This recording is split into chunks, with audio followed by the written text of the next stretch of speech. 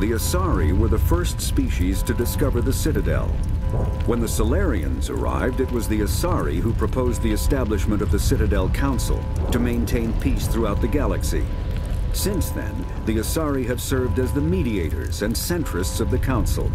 An all-female race, the Asari reproduce through a form of parthenogenesis. They can attune their nervous system to that of another individual of any gender and of any species to reproduce. This capability has led to the unseemly and inaccurate rumors about Asari promiscuity. Asari can live for over 1,000 years, passing through 3 stages of life. In the maiden stage, they wander restlessly, seeking new knowledge and experience. When the matron stage begins, they meld with interesting partners to produce their offspring. This ends when they reach the matriarch stage, where they assume the roles of leaders and counselors. The second species to join the Citadel, the Solarians, are warm-blooded amphibians with a hyperactive metabolism. Solarians think fast, talk fast, and move fast. To Solarians, other species seem sluggish and dull-witted. Unfortunately, their metabolic speed leaves them with a relatively short lifespan. Solarians over the age of 40 are a rarity.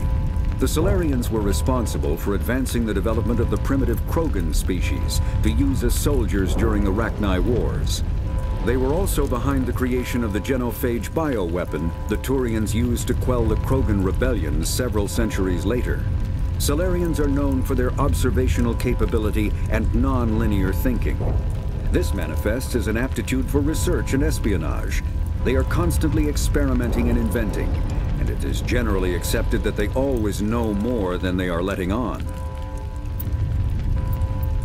Roughly 1,200 years ago, the Turians were invited to join the Citadel Council to fulfill the role of galactic peacekeepers. The Turians have the largest fleet in Citadel space, and they make up the single largest portion of the Council's military forces. As their territory and influence has spread, the Turians have come to rely on the Solarians for military intelligence and the Asari for diplomacy. Despite a somewhat colonial attitude towards the rest of the galaxy, the ruling hierarchy understands they would lose more than they would gain if the other 2 races were ever removed.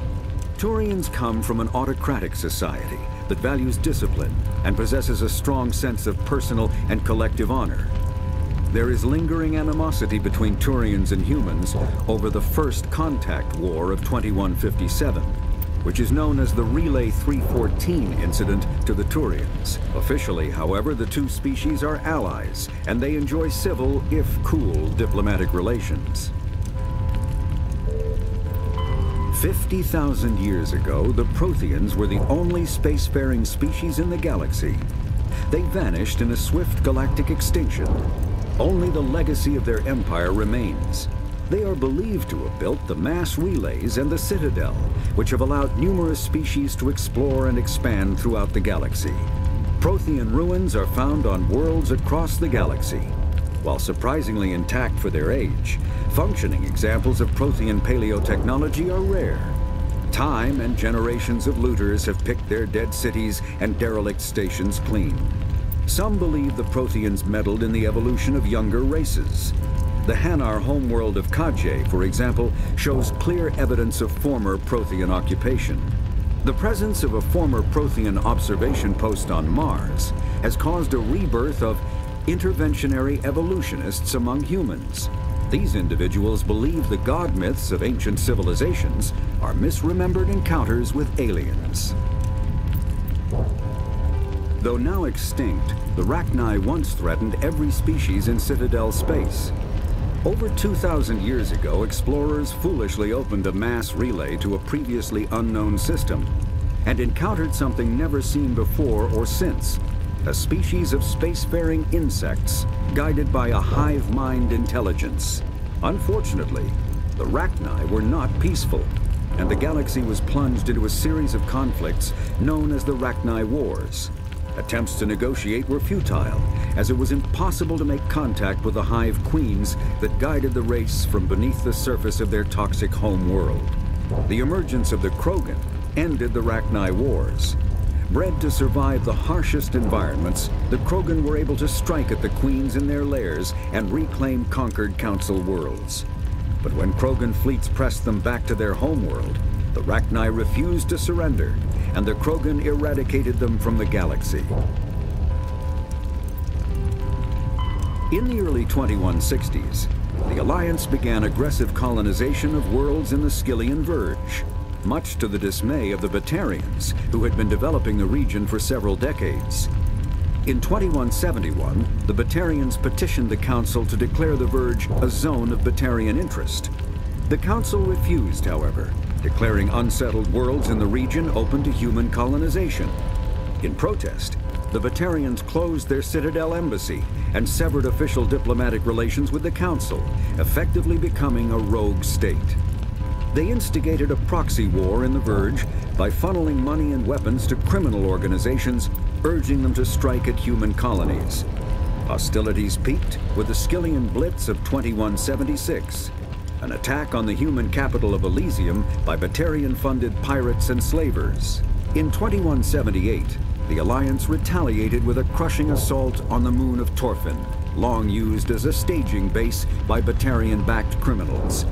In the aftermath, the Batarians retreated into their own systems and are now rarely seen in Citadel space. The Alcor are a Citadel species native to the high-gravity world Decuna. They are massive creatures, standing on 4 muscular legs for increased stability. Alcor move slowly, an evolved response to an environment where a fall can be lethal. This has colored their psychology, making them deliberate and conservative. Alcor's speech is ponderous and monotone. Among themselves, scent, slight movements, and subvocalized infrasound convey shades of meaning that make a human smile seem as subtle as a fireworks display. Since their subtlety can lead to misunderstandings with other species, the Alcor often go out of their way to clarify when they are being sarcastic, amused, or angry. Decuna's high gravity impedes mountain formation. Most of the world consists of flat, open plains, which prehistoric Alcor wandered across in small family bands. Modern Alcor still prefer open sky and can become restless and uncomfortable on long starship journeys. The Geth are a humanoid race of networked AIs. They were created by the Quarians 300 years ago as tools of labor and war. When the Geth showed signs of self-evolution, the Quarians attempted to exterminate them. The Geth won the resulting war. This example has led to legal, systematic repression of artificial intelligences in galactic society. The Geth possess a unique distributed intelligence. An individual has rudimentary animal instincts, but as their numbers and proximity increase, the apparent intelligence of each individual improves. In groups, they can reason, analyze situations, and use tactics, as well as any organic race. Geth space is located at the trailing end of the Perseus Arm, beyond the lawless Terminus systems. The Perseus Veil, an obscuring dark nebula of opaque gas and dust, lies between their space and the Terminus systems. The Hanar are a Citadel species known for excessive politeness. They speak with scrupulous precision and take offense at improper language. Hanar that expect to deal with other species take special courses to help them unlearn their tendency to take offense at improper speech. All Hanar have 2 names. The face name is known to the world. The soul name is kept for use among close friends and relations. Hanar never refer to themselves in the first person in conversation with someone they know on a face name basis. To do so is considered egotistical, so instead they refer to themselves as this one, or the impersonal it. Their homeworld, Kaje, has 90% ocean cover and orbits an energetic white star, resulting in a permanent blanket of cloud. Due to the presence of Prothean ruins on the world, many Hanar worship them, and Hanar myths often speak of an elder race that civilized them by teaching them language. When the Asari discovered the Citadel, they also discovered the Keepers, a docile, multi-limbed insect race that seemingly exists only to maintain and repair the great Prothean station.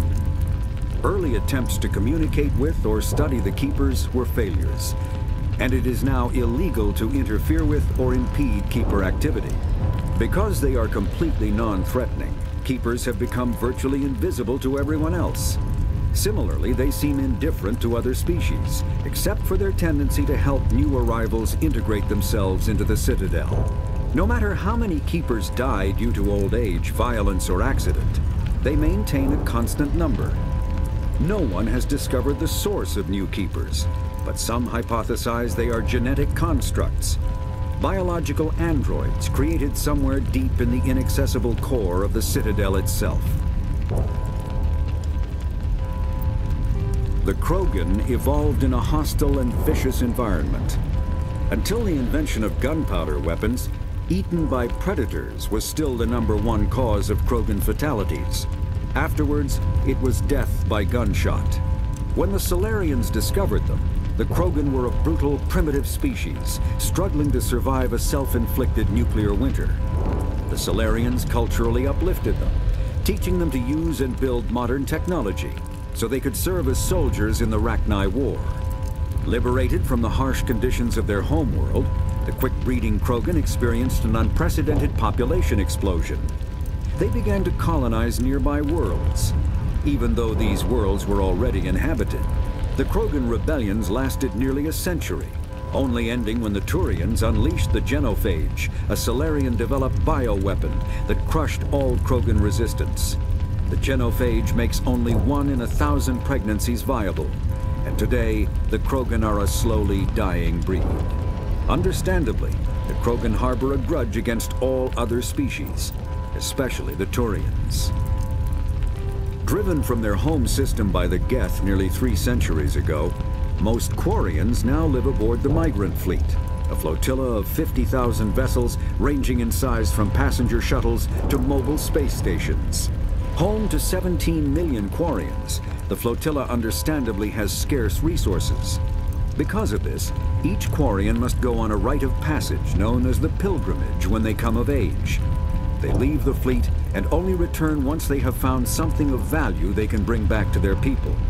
Other species tend to look down on the Quarians for creating the Geth and for the negative impact their fleet has when it enters a system. This has led to many myths and rumors about the Quarians, including the belief that underneath their clothes and breathing masks, they are actually cybernetic creatures, a combination of organic and synthetic parts. The Volus are a member species of the Citadel with their own embassy, but they are also a client race of the Turians. Centuries ago, they were voluntarily absorbed into the hierarchy, effectively trading their mercantile prowess for Turian military protection. Erun, their homeworld, lies far beyond the normal life zone of its star. However, the world has a high-pressure greenhouse atmosphere that traps enough heat to support an ammonia-based biochemistry. As a result, the Volus must wear pressure suits and breathers when dealing with other species, as conventional nitrogen-oxygen air mixtures are poisonous to them, and in the low-pressure atmospheres tolerable to most species, their flesh will actually split open. Volus culture is tribal, bartering lands and even people to gain status. This culture of exchange inclines them to economic pursuits. It was the Volus who authored the Unified Banking Act, and they continue to monitor and balance the Citadel economy. After the Geth secure a location, they round up and impale dead and living bodies on mechanical spikes. The spikes rapidly transform these victims into withered husks, extracting water and trace minerals, and replacing them with cybernetics. The cybernetics reanimate the lifeless flesh and tissue, transforming the bodies into mindless killing machines. Some Alliance soldiers refer to the husk-generating spikes as dragon's teeth, a reference to the mythological berserkers who sprang up from the earth wherever the teeth of the dragon Eris were planted. Dragon's teeth and husks bear little resemblance to other pieces of Geth technology. No one is sure why a synthetic race would bother to drain the minuscule amount of recoverable resources from organic corpses, though the value of reusing them as shock troops is obvious. Thresher Moths are subterranean carnivores that spend their entire lives eating or searching for something to eat. Threshers reproduce via spores that can lie dormant for millennia, yet are robust enough to survive prolonged periods in deep space and atmospheric re-entry. As a result, thresher spores appear on many worlds, spread by previous generations of space travelers. The body of a thresher never entirely leaves the ground. Only the head and tentacles erupt from the Earth to attack. In addition to physical attacks, threshers have the ability to project toxic chemicals and emit bursts of infrasound as a shockwave weapon. The Alliance first encountered threshers on the colony of Akuz in 2177. After contact was lost with the Pioneer team, Marine units were deployed to investigate. The shore parties were set upon by hungry threshers, and nearly the entire assault force was killed. Alliance forces recommend engaging threshers with vehicle-mounted heavy weapons. Varren are omnivores with a preference for living prey. Originally native to the Krogan homeworld of Tuchanka, they are, like most life from Tuchanka, savage, clannish, and consummate survivors.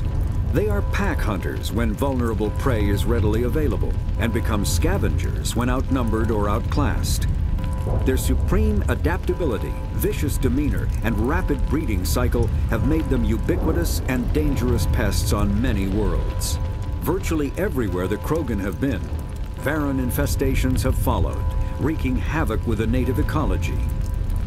The Krogan have had a love-hate relationship with Varren for millennia, alternately fighting them for territory and embracing them as treasured companions. To this day, Krogan raise them as beasts of war. One of the common subgenus of Varren has metallic silver scales, leading to the rather unusual nickname, fish dogs.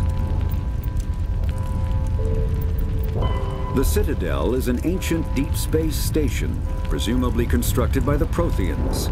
Since the Prothean extinction, numerous species have come to call the Citadel home. It serves as the political, cultural, and financial capital of the galactic community. To represent their interests, most species maintain embassies on the Presidium, the Citadel's inner ring. The Citadel Tower in the center of the Presidium holds the Citadel Council Chambers. Council affairs often have far-reaching effects on the rest of the galactic community. 5 arms, known as the Wards, extend from the Presidium. Their inner surfaces have been built into cities, populated by millions of inhabitants from across the galaxy. The Citadel is virtually indestructible. If attacked, the station can close its arms to form a solid, impregnable shell. For as long as the station has existed, an enigmatic race called the Keepers has maintained it. The Council is an executive committee composed of representatives from the Asari Republics, the Turian Hierarchy, and the Solarian Union. Though they have no official power over the independent governments of other species, the Council's decisions carry great weight throughout the galaxy. No single Council race is strong enough to defy the other two, and all have a vested interest in compromise and cooperation. Each of the Council species has general characteristics associated with the various aspects of governing the galaxy. The Asari are typically seen as diplomats and mediators. The Solarians gather intelligence and information. The Turians provide the bulk of the military and peacekeeping forces. Any species granted an embassy on the Citadel is considered an associate member, bound by the accords of the Citadel Conventions. Associate members may bring issues to the attention of the Council, though they have no input on the decision. The Human Systems Alliance became an associate member of the Citadel in 2165. Citadel space is an unofficial term referring to any region of space controlled by a species that acknowledges the authority of the Citadel Council. At first glance, it appears this territory encompasses most of the galaxy. In reality, however, less than 1% of the stars have been explored. Even Mass Effect FTL Drive is slow relative to the volume of the galaxy. Empty space and systems without suitable drive discharge sites are barriers to exploration. Only the mass relays allow ships to jump hundreds of light years in an instant. the key to expanding across an otherwise impassable galaxy. Whenever a new relay is activated, the destination system is rapidly developed. From that hub, FTL Drive is used to expand to nearby star clusters. The result is a number of densely developed clusters, thinly spread across the vast expanse of space, connected by the mass relay network. Spectres are agents from the Office of Special Tactics and Reconnaissance, and answer only to the Citadel Council. They are elite military operatives, granted the authority to deal with threats to peace and stability in whatever way they deem necessary. They operate independently or in groups of 2 or 3. Some are empathetic peacekeepers, resolving disputes through diplomacy. Others are cold-blooded assassins, ruthlessly dispatching problem individuals. All get the job done one way or another, often operating outside the bounds of galactic law. The Spectres were founded after the Solarians joined the Council. For many years they operated in secrecy as backroom problem solvers. Only after the Krogan rebellions did their activities become publicized. Assignment of a Spectre is less contentious than a military deployment, but makes it clear that the Council is concerned about a situation. The home world and capital of humanity is entering a new golden age. The resource wealth of a dozen settled colonies and 100 industrial outposts flows back to Earth, fueling great works of industry, commerce, and art. The great cities are greening as arcology skyscrapers and telecommuting allow more efficient use of land. Earth is still divided among nation-states, though all are affiliated beneath the overarching banner of the Systems Alliance. While every human enjoys a longer and better life than ever, the gap between rich and poor widens daily. Advanced nations have eliminated most genetic disease and pollution. Less fortunate regions have not progressed beyond 20th century technology and are often smog-choked, overpopulated slums. Sea levels have risen 2 meters in the last 200 years, and violent weather is common due to environmental damage inflicted during the late 21st century. The past few decades, however, have seen significant improvement due to recent technological advances. Humanity's first contact with an alien race occurred in 2157. At that time, the Alliance allowed survey fleets to activate any dormant mass relays discovered, a practice considered dangerous and irresponsible by Council-aligned races. When a Turian patrol discovered a human fleet attempting to activate a relay, they attacked. One human vessel survived, retreating to the colony of Shanxi. The Turians followed, quickly defeating the local forces. Shanxi was occupied, the first and to date only human world to be conquered by an alien species. The Turians believed the handful of ships they defeated represented the bulk of human defenses, so they were unprepared when the Second Fleet, under Admiral Castany Thresher, launched a strong counter-offensive, evicting them from Shanxi. The Turians mobilized for full-scale war, drawing the attention of the rest of the galaxy. The Council quickly intervened, forcing a truce.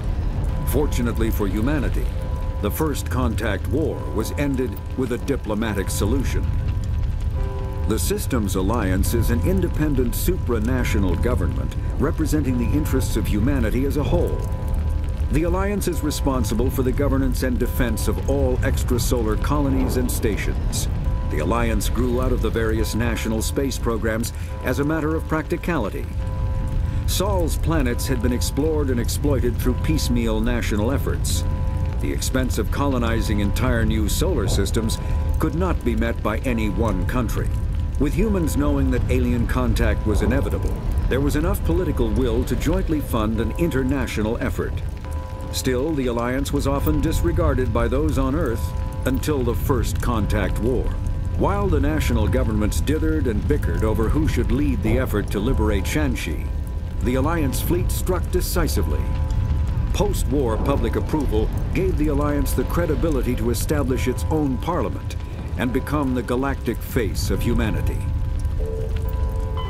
Pharaohs is a habitable world in the Attican Beta Cluster. 2/3 of the habitable surface is covered with the ruins of a crumbling Prothean megatropolis. In the millennia since the Prothean extinction, the ruins have been repeatedly picked over by looters many times. Pharaohs was considered a poor prospect for colonization, as little open ground remains for agriculture. The only sizable freshwater sources are the poles, which are tapped by the decaying Prothean aqueduct systems. The dead cities, while in good condition considering their antiquity, are of uncertain stability. Ground level is congested by a dozen meters of fallen debris, and the air is fouled by dust. In 2178, the Human Exogeny Corporation announced its intention to place a permanent colony on Pharaohs to thoroughly explore the ruins. The pioneer settlement was placed on the upper levels of several intact skyscrapers, using the surviving Prothean aqueducts and rooftop hydroponic gardens to support the population. Like the ancient human city of Troy, Ilos is a world known only through second-hand sources. References to Ilos have been found at several other Prothean ruins, though direct study of the world is unlikely to occur. Ilos lies in a remote area of the Terminus systems, only accessible by the legendary Mu Relay. 4,000 years ago, the Mu Relay was knocked out of position by a supernova and lost. Since then, Ilos and its cluster have been inaccessible. Occasionally, a university will organize an expedition to chart a route to Ilos using conventional FTL drive. These never get beyond the planning stages due to the distance and danger. The journey could take years or decades, passing through the hostile Terminus systems and dozens of unexplored systems. Noveria is a cool, rocky world with most of its hydrosphere locked up in massive glaciers. A privately chartered colony world, the planet is owned by the Noveria Development Corporation Holding Company. The NDC is funded by investment capital from 24 high-technology development firms and administrated by an executive board representing their interests. The investors built remote hot labs in isolated locations across Noveria's surface. These facilities are used for research too dangerous or controversial to be performed elsewhere, as Noveria is technically not part of Citadel space and therefore exempt from Council law. By special arrangement, Citadel's special tactics and reconnaissance agents have been granted extraterritorial privileges, but it remains to be seen how committed the executive board is to that principle. Given its unique situation, it is understandable that Noveria is often implicated in all manner of wild conspiracy theories. Vermeer is a lush world located on the frontier of the Attican Traverse. Its vast seas and orbital position on the inner life zone have created a wide equatorial band of humid, tropical terrain. Only the political instability of the region has impeded efforts at colonization. Many times the Citadel has opened negotiations to settle Vermeer with various criminal gangs and petty dictatorships in the nearby Terminus systems. All fell apart due to internal power shifts within the opposing parties. The Citadel has written off the colonization of Vermeer as impossible without significant political change.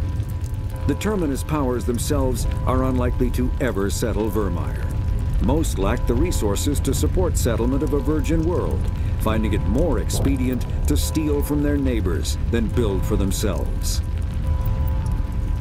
The Terminus systems are located on the far side of the Attican Traverse, beyond the space administered by the Citadel Council or claimed by the Human Systems Alliance.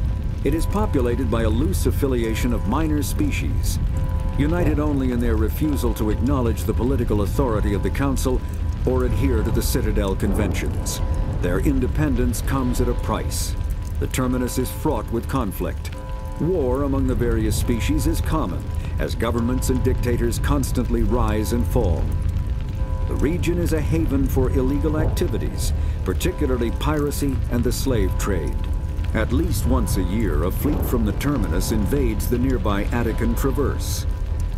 These attacks are typically small raids against poorly defended colonies. The Council rarely retaliates, as sending patrols into the Terminus systems could unify the disparate species against their common foe, triggering a long and costly war. There are between 200 and 400 billion stars in the galaxy. and less than 1% of them have ever been visited or had their systems properly surveyed.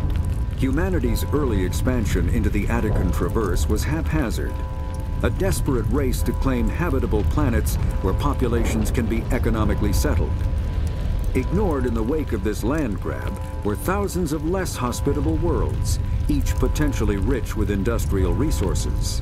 The wealth of entire solar systems lies untapped, waiting for corporate survey teams or independent pioneers to discover and exploit them. However, this is not an easy task. In addition to the environmental hazards, the fact that uncharted worlds are largely ignored makes them popular bases for criminals, revolutionaries, cults, and others who wish to remain unnoticed by galactic society. Faster-than-light drives use element zero cores to reduce the mass of the ship, allowing higher rates of acceleration. This effectively raises the speed of light within the mass effect field, allowing high-speed travel with negligible relativistic time dilation effects.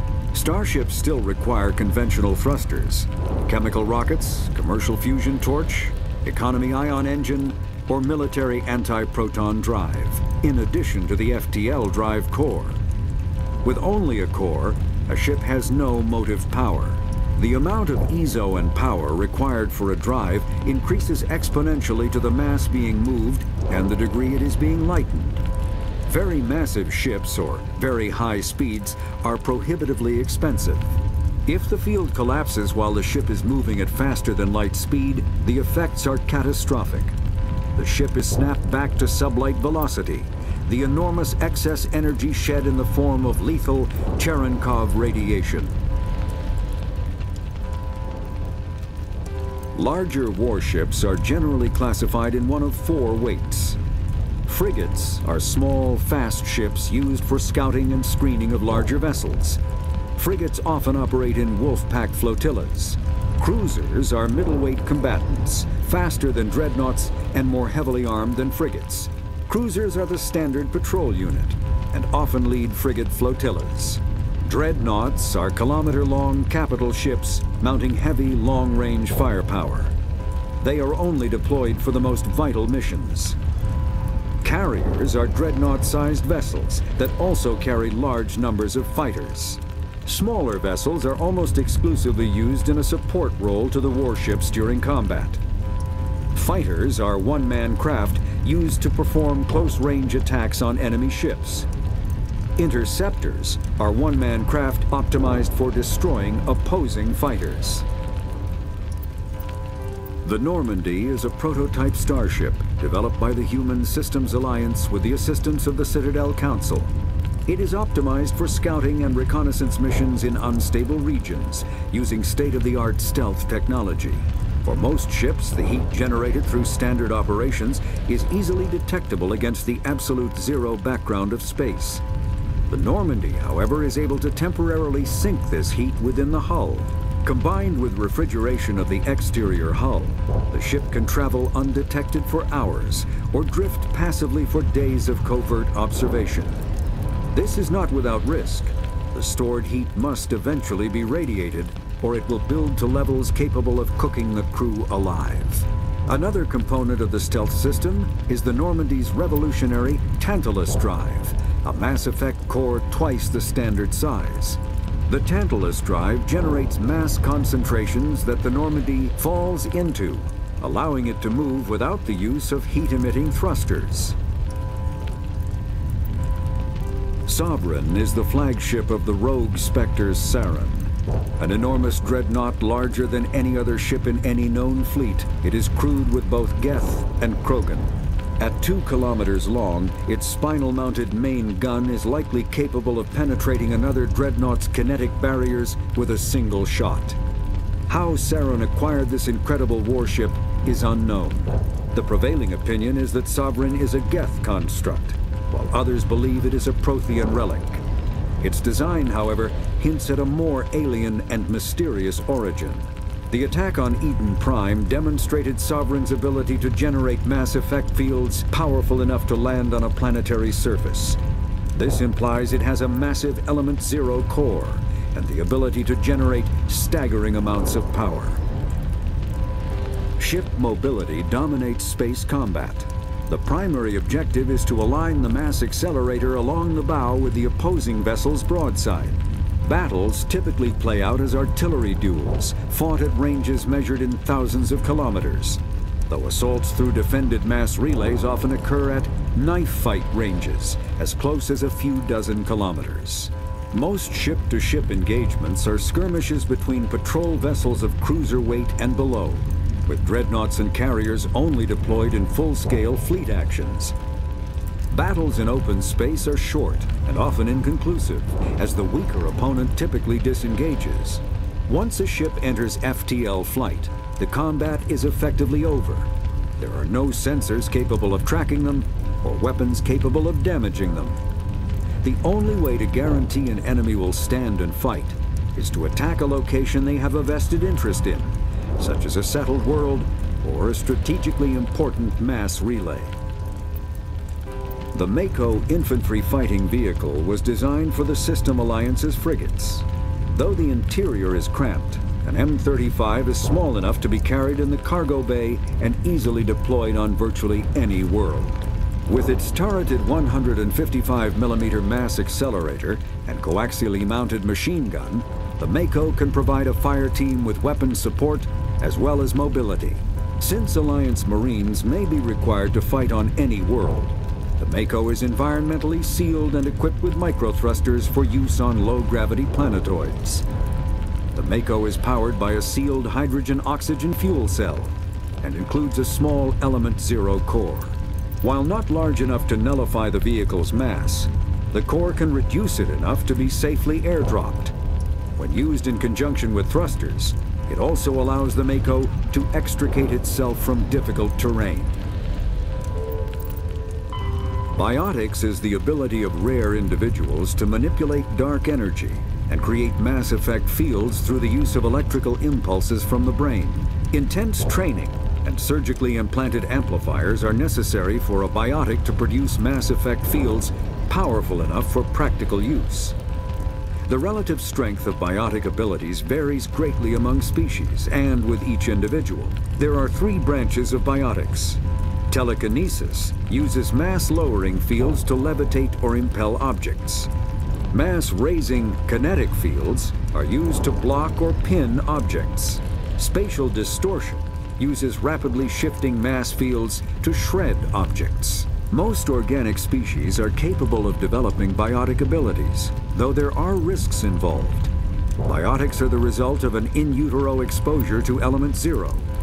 This usually causes fatal cancers in the victim, but in rare cases, it coalesces into nodules within the fetus's developing nervous system.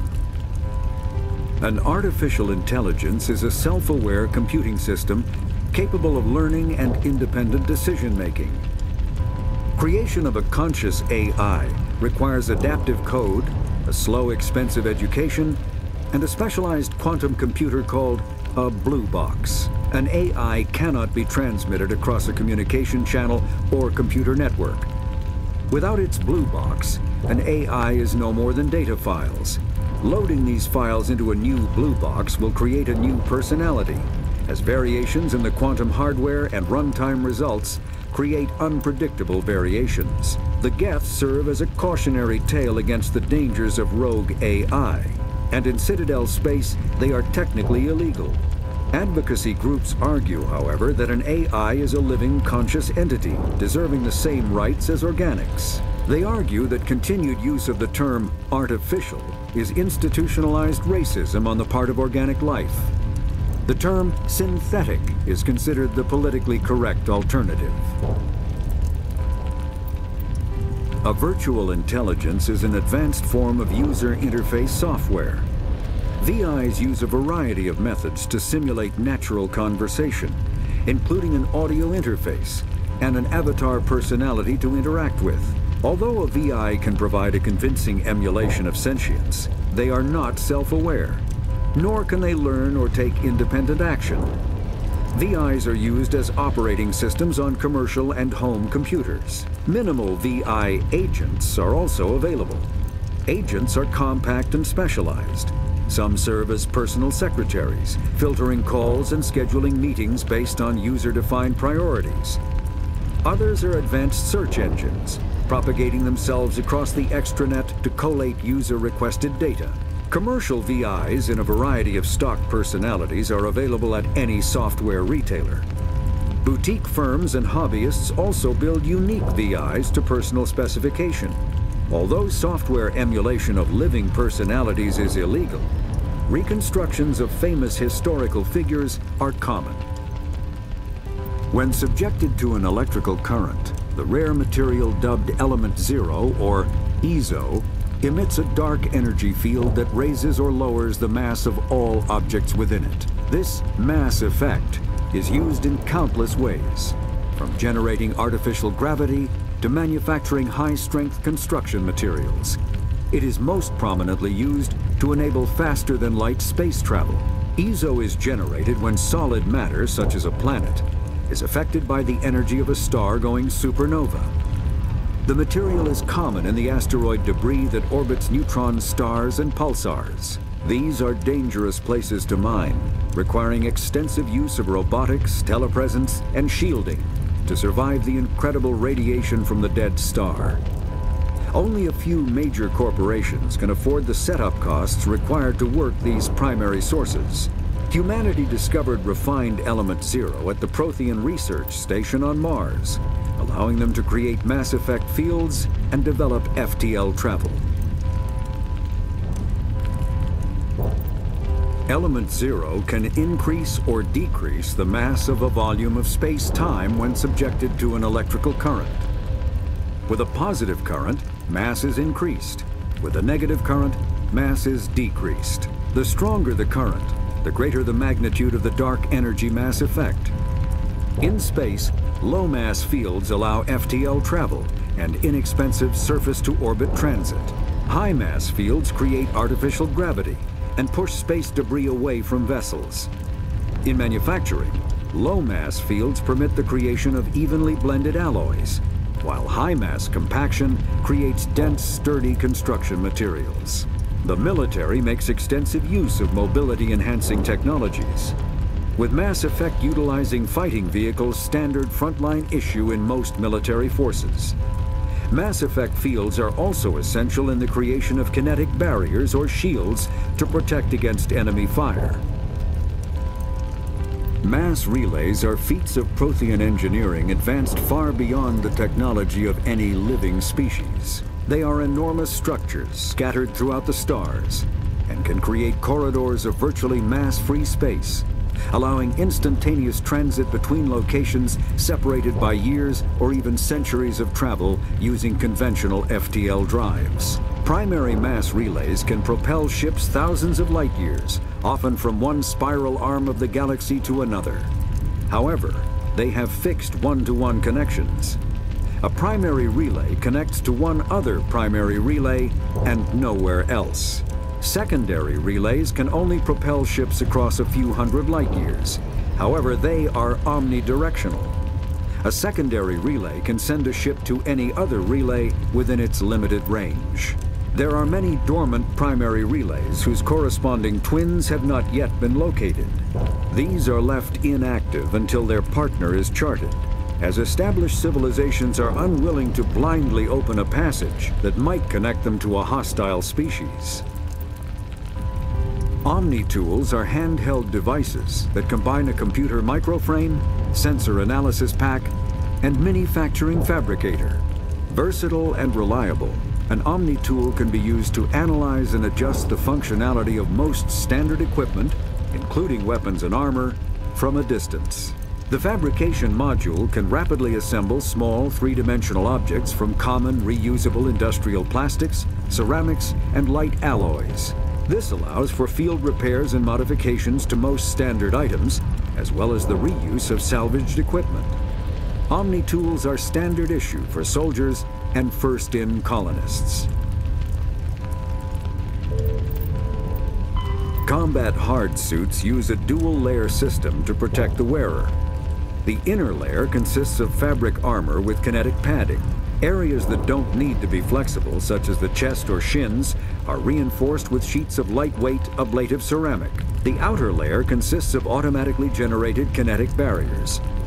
Objects traveling above a certain speed will trigger the barrier's reflex system and be deflected, provided there is enough energy left in the shield's power cell.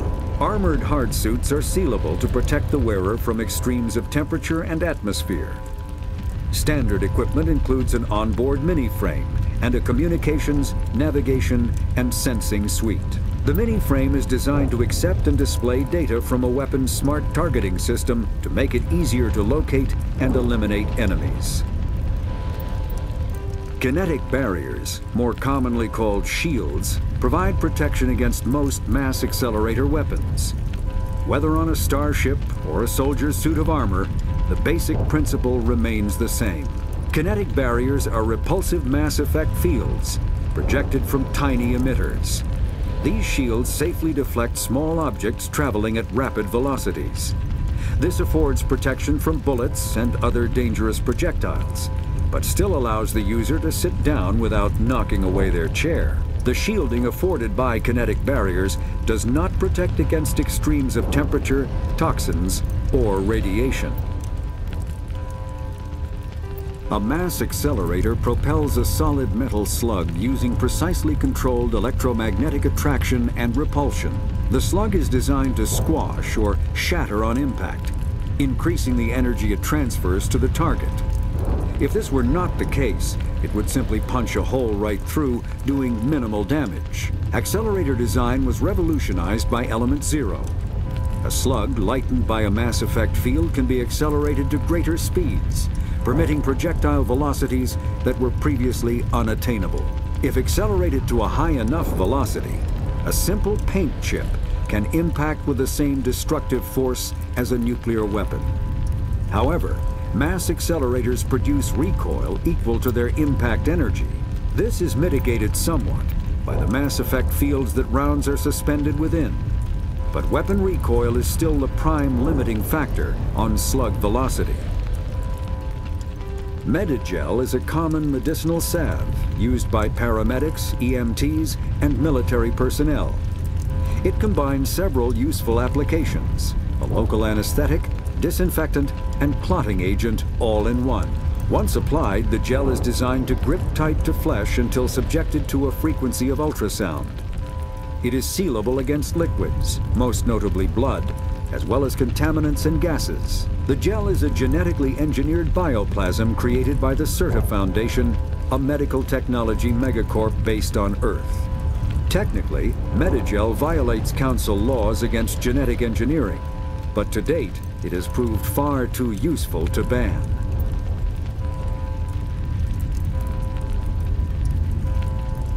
All modern infantry weapons, from pistols to assault rifles, use micro-scaled mass accelerator technology. Projectiles consist of tiny metal slugs suspended within a mass-reducing field, accelerated by magnetic force to speeds that inflict kinetic damage. The ammo magazine is a simple block of metal. The gun's internal computer calculates the mass needed to reach the target based on distance, gravity, and atmospheric pressure, then shears off an appropriate-sized slug from the block.